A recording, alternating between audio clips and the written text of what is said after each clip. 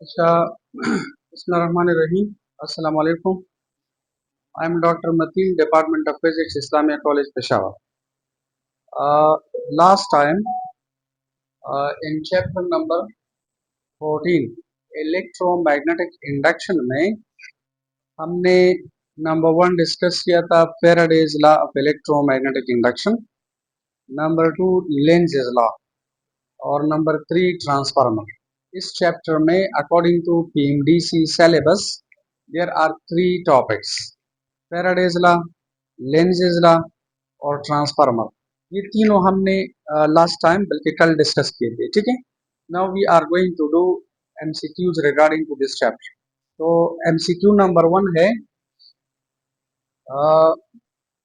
a phenomena in which an induced EMF is produced in a conducting coil or circuit due to change in magnetic flux linked in with the coil is called। ठीक है, हमने पढ़ा था कि whenever you change the magnetic flux link in with a coil, so what happens? Induced EMF is produced। और इस phenomena को, इस process को we call electromagnetic induction। तो आप लोग देखिए, ऑप्शन ए में लिखा है इलेक्ट्रोस्टैटिक इंडक्शन, बी में लिखा है इलेक्ट्रोमैग्नेटिक इंडक्शन और सी में लिखा है both A and B, D में लिखा है नन। तो याद रखिए सही ऑप्शन है ऑप्शन नंबर बी। ठीक है, ये हमने पढ़ा था कि इलेक्ट्रो का मतलब है charges, when charges are in motion. तो फिर इलेक्ट्रो लफ्ज का मतलब है करंट, इंडक्शन लफ्ज का मतलब है इंड्यूस से निकला है, इंड्यूस का मतलब है पैदा होना। When current is induced due to change in magnetic flux link in with the coil, तो ऐसे फिनोमेना को, ऐसे प्रोसेस को, ऐसे चल को इलेक्ट्रोमैग्नेटिक इंडक्शन कहते हैं। व्हेन इलेक्ट्रो यानी when current is induced due to change in magnetic flux link in with the coil, तो ऐसे प्रोसेस को, ऐसे फिनोमेना को इलेक्ट्रोमैग्नेटिक इंडक्शन कहते हैं। तो ऑप्शन बी सही है। अच्छा देखें, एमसीक्यू नंबर 2 है the induced EMF. Induced EMF का मतलब है वो वोल्टेज पोटेंशियल डिफरेंस, ईएमएफ का मतलब है पोटेंशियल डिफरेंस वोल्टेज, जो चेंज इन मैग्नेटिक फ्लक्स की वजह से पैदा हो जाता है, उसे कहते हैं इंड्यूस्ड ईएमएफ। तो कहते हैं द इंड्यूस्ड ईएमएफ परसिस्ट्स यानी मेंटेन्स, सस्टेन्स, कंटिन्यूज, ठीक है, in a coil only as long as the change in magnetic flux continues। कहते हैं कि जब तक you are changing the magnetic flux link in with a coil there will be induced EMF। First law ये था कि whenever the magnetic flux link in with a coil is changing there will be induced EMF। मसलन देखें, ये हमारे पास एक coil, ठीक है, this is a coil, is it, और दिस इज अ मैग्नेट। अगर आप इस मैग्नेट को कायल की तरफ ला रहे हैं you are increase in the flux, आप इसे अवे ले जा रहे हैं you are decrease in the flux. इसका मतलब है व्हेन एवर यानी as for as long as you are changing the magnetic flux link in with the coil, तो there will be induced EMF, otherwise ना। ठीक है, तो कौन सा ऑप्शन सही है? तो देखिए MCQ है the induced EMF persist in a coil only as long as the change in magnetic flux continues. यानी if change in magnetic flux continues तो there will be induced EMF, otherwise ना। तो कौन सा ऑप्शन सही है? शाबाश, ए। देखिए ऑप्शन ए करेक्ट है। बी में लिखा है फॉल्स और सी में लिखा है नो, तो नो और false they are the same thing, और यहाँ पर लिखा है नन। तो याद रखिए सही ऑप्शन है A, it is true as long as this is Faraday's first law, whenever you change the magnetic flux link in with the coil there will be induced EMF, otherwise not। Is it? MCQ number 3 में लिखा है to induce EMF in a coil, to induce EMF in a coil, इसका मतलब है to produce EMF in a coil. अगर आप किसी coil में EMF पैदा करना चाहते हैं, पोटेंशियल डिफरेंस पैदा करना चाहते हैं, तो इसके लिए क्या जरूरी है? The magnetic flux linked with the coil must increase, decrease, remain constant both A and. तो गौर से देखें, मसलन if this is a coil, अगर आप इस मैग्नेट को कॉइल की तरफ ला रहे हैं, तो आप मुझे ये बताएं मैग्नेटिक फ्लक्स इंक्रीजेस या decreases? Increases, and there will be induced EMF, there will be induced current. अगर आप इसको अवे ले जा रहे हैं, यू आर डिक्रीजिंग, क्योंकि इंक्रीज और डिक्रीज दोनों वर्डिंग का मतलब है चेंज, और change in magnetic flux linking with a coil is responsible for induced EMF. Whenever you change the magnetic flux, लेकिन शर्त ये है कि it is linking with the coil, so there will be induced EMF.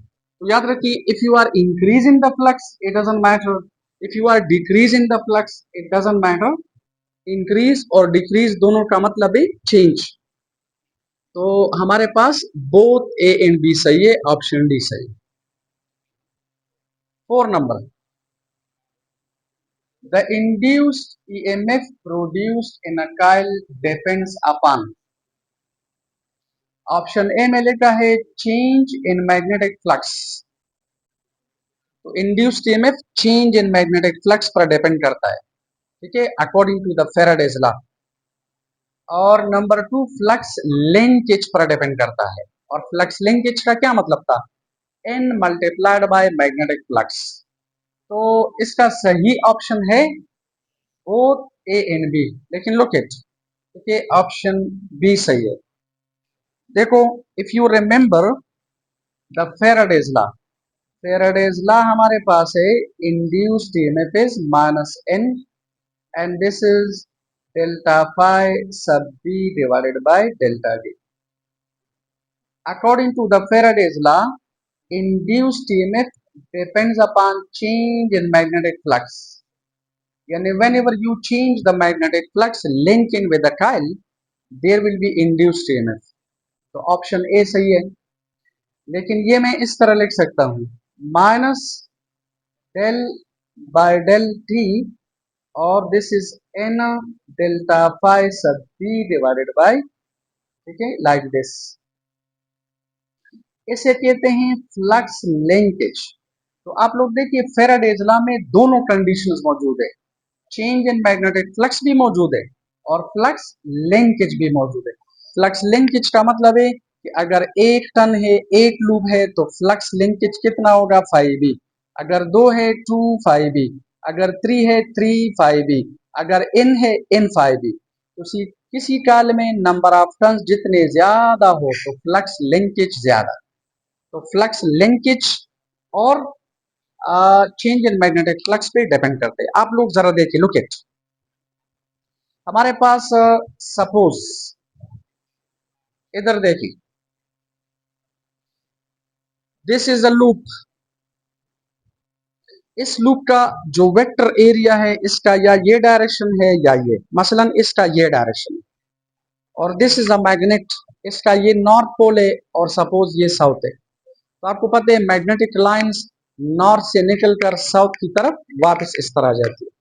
Look it, अगर ये coil at rest है, magnet भी at rest है, तो the flux is linking with the coil, flux is linking with the coil. क्या मतलब है इसका?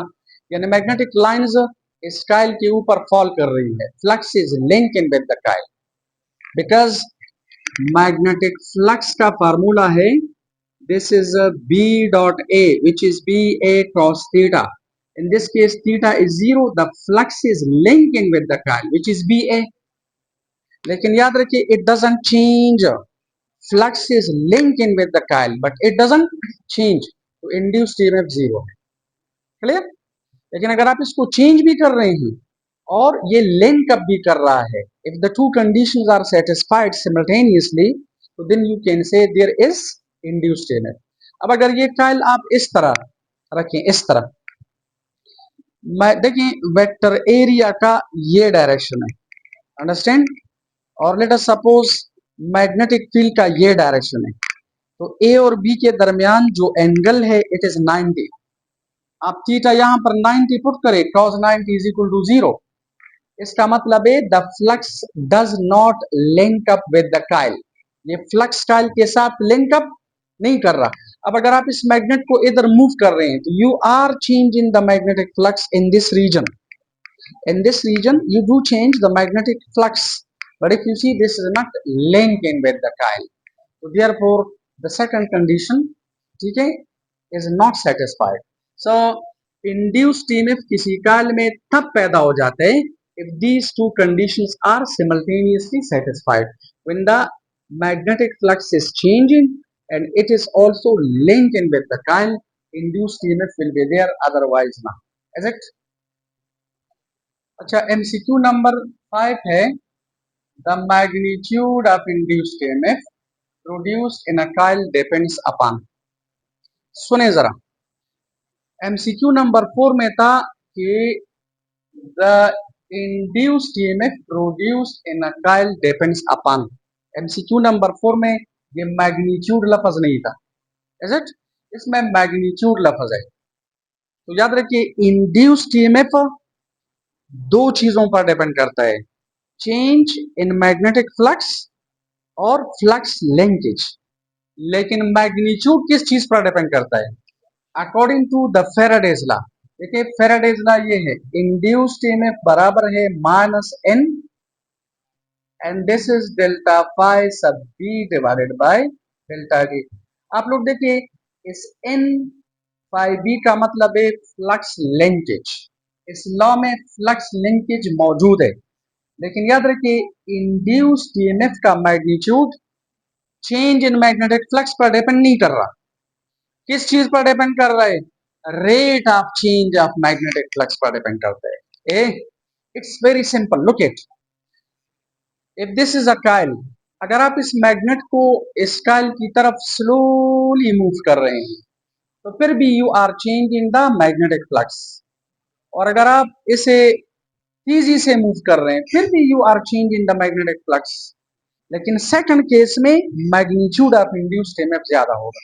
अगर आप इस कॉइल को मैग्नेट इस मैग्नेट को कॉइल की तरफ तेजी से मूव कर रहे हैं, अवे या टूवर्ड्स, तो याद रखिए time rate of change of magnetic flux ज्यादा है। मैग्नीट्यूड किस चीज पर डिपेंड करता है? मैग्नीट्यूड इस पर डिपेंड करते हैं कि आप पर सेकंड कितना मैग्नेटिक फ्लक्स चेंज कर रहे हैं। अगर आप पर सेकंड ज्यादा फ्लक्स चेंज कर रहे हैं तो इंड्यूस्ड ईएमएफ का मैग्नीट्यूड ज्यादा। अगर आप पर सेकंड कम फ्लक्स चेंज कर रहे हैं तो इंड्यूस्ड ईएमएफ का मैग्नीट्यूड कम। तो याद रखें, ओके, इसका सही ऑप्शन है time rate of change of magnetic flux linking with the coil. And what is this? This is the Faraday's law of electromagnetic induction. और याद रखिए Faraday's law is talking about the magnitude of induced EMF. Faraday law हमें क्या देते हैं? Magnitude of induced EMF. तो magnitude of induced EMF change in magnetic flux पर depend नहीं कर रहा, time rate of change of magnetic flux पर डिपेंड करते हैं। इस पर डिपेंड करता है कि आप पर सेकंड कितना फ्लक्स चेंज कर रहे हैं। पर सेकंड ज्यादा फ्लक्स चेंज कर रहे हैं तो इंड्यूस्ड ईएमएफ का मैग्नीट्यूड ज्यादा, और कम तो कम। तो कौन सा ऑप्शन सही है? Option C. अच्छा देखें एमसीक्यू नंबर 6, देखिए ये वो एमसीक्यूज हम कर रहे हैं जो टॉपिक से रिलेटेड है, इधर उधर ना। We have to follow the syllabus which is issued by PMDC. Syllabus से इधर उधर हम नहीं जाएंगे, अंडरस्टैंड? तो लुक एट एमसीक्यू नंबर 6 है the magnitude of induced EMF. ये जो इससे पहले हमने पढ़ा एमसीक्यू नंबर 5, वो भी इस तरह था। The magnitude of induced EMF produced in a coil depends upon. आप लोग देखिए मेडिकल 2022 में, 2023 में, इंजीनियरिंग 2011 में भी आया है। मतलब दिस इज इम्पोर्टेंट। शाबाश। Again this is the Faraday's law. तो आप लोग देखिए ऑप्शन ए में लिखा है चेंज इन इलेक्ट्रिक फ्लक्स। ना, फेराडेज लॉ में चेंज इन इलेक्ट्रिक फ्लक्स नहीं है, change in magnetic flux. Rate of change of electric flux. ना, फेराडेज लॉ में rate of change of electric flux नहीं है, मैग्नेटिक फ्लक्स है। Rate of change of magnetic flux. तो याद रखें ऑप्शन सी सही है, rate of change of magnetic flux which is straightforwardly the Faraday's law of electromagnetic induction. ठीक है। एमसीक्यू नंबर 7 है in a circuit with a coil of resistance 2 ohm. एक coil है, उसकी रेजिस्टेंस 2 ओम है। The magnetic flux changes from 2 Weber. Weber is the unit of magnetic flux. हमने पढ़ा था। और to 10 Weber in 0.2 seconds. The induced EMF produced in the coil is. So we have to apply the Faraday's law. देखिए Faraday's law हमारे पास है, induced EMF बराबर है minus direction show करते हैं according to the Lenz law. So forget about. और N, इनका मतलब है नंबर ऑफ टर्न्स। इधर लिखा है in a circuit with a coil, एक काइल है, एक लूप है, तो n equal to 1, forget about, is it. और I will write delta phi sub b divided by delta d। देखिए टाइम इंटरवल हमें गिवन है, ये टाइम इंटरवल है 0.2 सेकंड, 0.2 सेकंड टाइम इंटरवल है। और फ्लक्स 2 वेबर से आपने कितना चेंज कर दिया, 10 वेबर। 2 वेबर से 10 वेबर तक आपने मैग्नेटिक फ्लक्स को चेंज कर दिया, तो चेंज कितना है, 8 वेबर।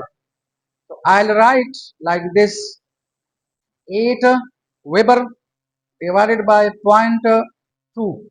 इस पॉइंट के लिए अगर आप ऊपर 0 लेके and 2 4s are 8 and this is 40, तो induced EMF is equal to 40।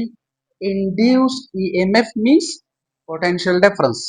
Induced EMF means voltage, voltage का यूनिट क्या है, वोल्ट। तो इंड्यूस्ड ईएमएफ कितना पैदा हुआ, आप देखिए 40 है। ठीक है। अच्छा देखिए एमसीक्यू नंबर 8 है, ये वही एमसीक्यू है 7 नंबर, लेकिन थोड़ा सा आखिर में चेंज है। In a circuit with a coil of resistance 2 ohm, R is 2 ohm. ठीक है। तो देखिए in a circuit with a coil of resistance 2 ohm, the magnetic flux changes from 2 Weber to 10 Weber in 0.2 second. It is the same MCQ number 7. आखिर में इधर लिखा है the induced current produced in the coil is. तो आप पहले voltage calculate करें। देखिए फेराडेज लॉ है induced EMF is equal to delta phi B divide by delta T. N 1 है, and forget about the negative sign. अगर आप flux 2 weber से 10 वेबर तक चेंज करें तो चेंज 8 है, divide by this you are getting 40 volt. This is MCQ number 7। अब आप ऐसा करें, ओम लॉ अप्लाई करें। तो according to Ohm law voltage बराबर है करंट मल्टीप्लाइड बाय रेजिस्टेंस। तो करंट आ जाएगा वोल्टेज डिवाइडेड बाय रेजिस्टेंस। तो I is equal to, how much is the voltage? It is 40 volt और डिवाइड बाय रेजिस्टेंस इज 2 ओम। तो करंट कितना आ जाएगा, द करंट इज 20 एम्पियर। तो कौन सा ऑप्शन सही है, कौन सा सही है, कौन सा सही है, कौन सा सही है, डी सही है। ए, आप लोग देखिए ऑप्शन बी में लिखा है 20 एम्पियर, लेकिन याद रखिए एम्पियर का मतलब है कूलम पर सेकंड। आपको पता है करंट बराबर है delta Q divided by delta T. Current का यूनिट है एम्पियर, चार्ज का यूनिट है कूलम, टाइम का यूनिट है सेकंड। तो एम्पियर की जगह we can write coulomb per second. तो याद रखिए बी, ये भी सही है, सी भी सही है, तो बोथ बी एंड सी। अक्सर स्टूडेंट्स इसको जल्दी से टेक करते हैं, इसे नहीं देखते। तो एम्पियर की जगह we can replace this ampere by coulomb per second. तो ये भी सही है, ये भी सही है, ऑप्शन डी सही है। ठीक है, नंबर 9, ये वही एमसीक्यू नंबर 7 है। ठीक है, लेकिन लुक एट द लॉजिक।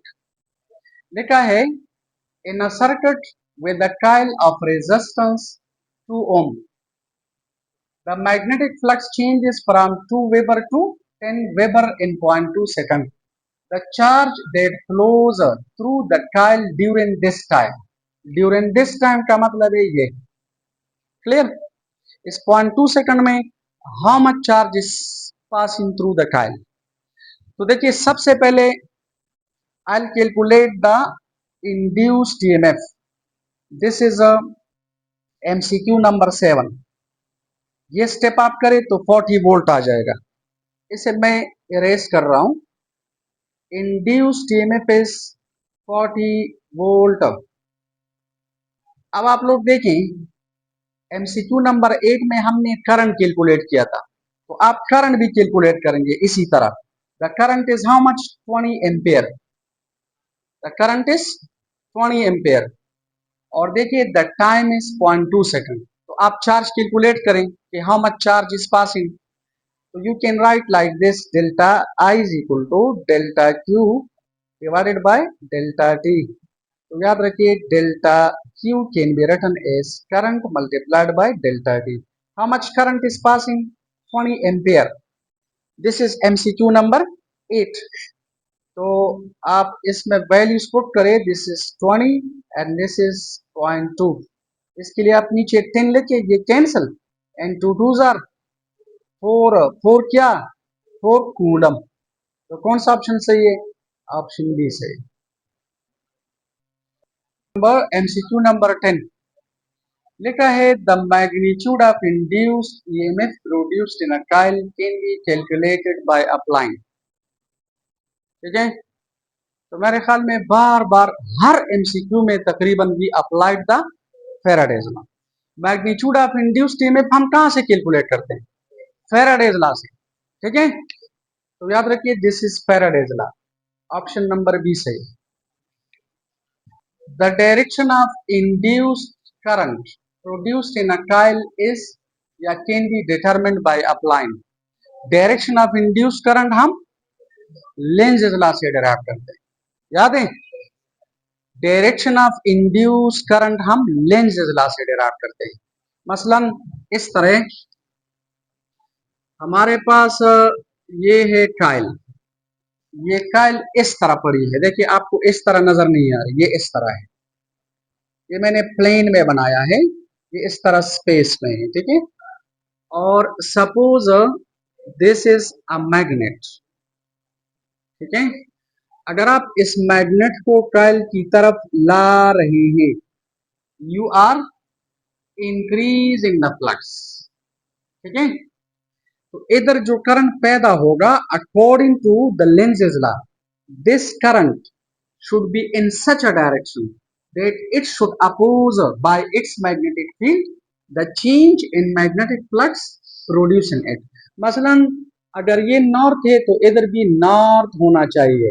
अब देखिए ये नॉर्थ इस नॉर्थ को क्या करेगा? अपोज। ये नॉर्थ इस नॉर्थ को अपोज कर रहा है, अंडरस्टैंड। तो according to the right hand rule, अगर ये फेस इसका नॉर्थ है तो the current should be in the anti-clockwise direction. देखिए current should be in this direction. So we can determine the direction of induced current by applying the Lenz's law and then by applying the right hand rule. तो सही option है Lenz's law. अच्छा देखें MCQ number 12 है which of the following gives the polarity of the induced EMF. Polarity का मतलब है direction, तो स्ट्रेट फॉरवर्ड लेंस लॉ। लेकिन किस तरह? पोलैरिटी का क्या मतलब है? याद रखिए अगर ये लूप क्लोज्ड नहीं है, closed, if this is open, try to understand, look at the concept. अगर ये ओपन है, क्लियर, तो ओपन का मतलब है कि अगर आप इस मैग्नेट के नॉर्थ पोल को कॉइल की तरफ ला रहे हैं, according to the Lenz's law, the current should be in this direction. Clear? अब ये कौन सा करंट है? Conventional current. तो कन्वेंशनल करंट बैटरी के पॉजिटिव से नेगेटिव। अब देखिए कन्वेंशनल करंट पॉजिटिव से नेगेटिव की तरफ, अगरचे इसमें करंट नहीं होगा बिकॉज दिस इज ओपन, लेकिन इंड्यूस्ड ईएमएफ होगा। अगर ये लूप ओपन है, the induced EMF is there, no current is there. आप इसे क्लोज करें तो करंट इज ऑल्सो देयर। अब अगर आप इस मैग्नेट को कॉइल की तरफ ला रहे हैं तो ये टर्मिनल पॉजिटिव होगा, ये टर्मिनल नेगेटिव। और अगर आप इसे अवे ले जा रहे हैं तो फिर डायरेक्शन ऑफ करंट उल्टा होगा, तो फिर क्या होगा? पॉजिटिव होगा। क्लियर? और ये नेगेटिव होगा। तो आप देखिए the polarity can be determined bye applying the lenses law. Is it? MCQ number 12 में भी लेंसेज लॉ, ठीक है। याद रखिए पोलरिटी का मतलब वही डायरेक्शन ऑफ इंड्यूस्ड ईएमएफ है। तो ऑप्शन ए सही है। Look at, according to Lenz's law, when a magnet is moved towards the coil, तो फिर याद रखिए रेपल्जन है। देखिए एन और एन एक दूसरे को अट्रैक्ट कर रहा है। अगर टूवर्ड्स की जगह ये लेके away, away from the Kyle, तो फिर याद रखिए ये वाला ऑप्शन सही होगा, ये अट्रैक्ट द मैग्नेट। लेकिन अगर इधर ये एमसीक्यू इस तरह है, according to Lenz's law when a magnet is moved towards, और इधर लिखा है और अवे फ्रॉम द काइल, तो फिर ऑप्शन सी सही होगा। ठीक है। अगर इधर टूवर्ड्स लफ्ज भी लिखा है और अवे भी लिखा है तो ऑप्शन सी सही होगा। अगर इधर टूवर्ड्स लिखा है तो फिर क्या हमारे पास, अगर टूवर्ड्स है तो फिर ये ऑप्शन बी सही है, और अगर अवे है तो फिर ऑप्शन ए सही है। अगर टूवर्ड्स और अवे दोनों अल्फाज लिखे हैं तो फिर try to stop the moving magnet. ठीक है। तो टूवर्ड्स केस में याद रखें, अगर ये नॉर्थ है तो ये भी नॉर्थ है, और अगर ये साउथ है तो ये भी साउथ होगा। तो दोनों केसेस में there will be a repulsion. तो ऑप्शन बी सही है। ठीक है। MCQ number 14, Lenz's law is applicable to, इधर लिखा है only AC circuits, only DC circuits, both AC and DC circuits, neither AC nor DC circuits. तो याद रखिए Lenz's law is applicable to AC circuits. मसलन इस तरह देखें, हमारे पास ये है काइल और ये है मैग्नेट। अगर आप लोग इस काइल को मैग्नेट की तरफ, सॉरी इस मैग्नेट को काइल की तरफ ला रही हैं तो current increases increases increases attains a maximum value, और करंट का direction according to the right hand rule, according to the Lenz's law, anti clockwise direction में, because this should be north. लेकिन याद रखिए अगर आप इस मैग्नेट को इस काइल से अवे ले जा रहे हैं, अगर आप इसे अवे ले जा रहे हैं इस तरह, तो फिर व्हाट विल हैपन, फिर वो करंट ऑपोजिट डायरेक्शन में आहिस्ता आहिस्ता ज्यादा ज्यादा ज्यादा ज्यादा and it can attain a maximum value. तो in this case this should be south. Why? By applying the Lenz's law, by applying the right hand rule, the current should be in this direction. ठीक है। If you see, अगर आप magnet को Kyle की तरफ move कर रहे हैं तो current is in one direction, और अगर आप इसे अवे मूव कर रहे हैं तो current is in the opposite direction. यानी इधर ये जो करंट है या ये जो करंट है ये असल में डीसी करंट नहीं है बल्कि एसी करंट है। Why? Because it varies both in magnitude and direction. तो याद रखिए Lenz's law is applicable only to AC circuits. ठीक है। इंशाल्लाह इसके बाद we will do MCQ number 15। Thank you very much.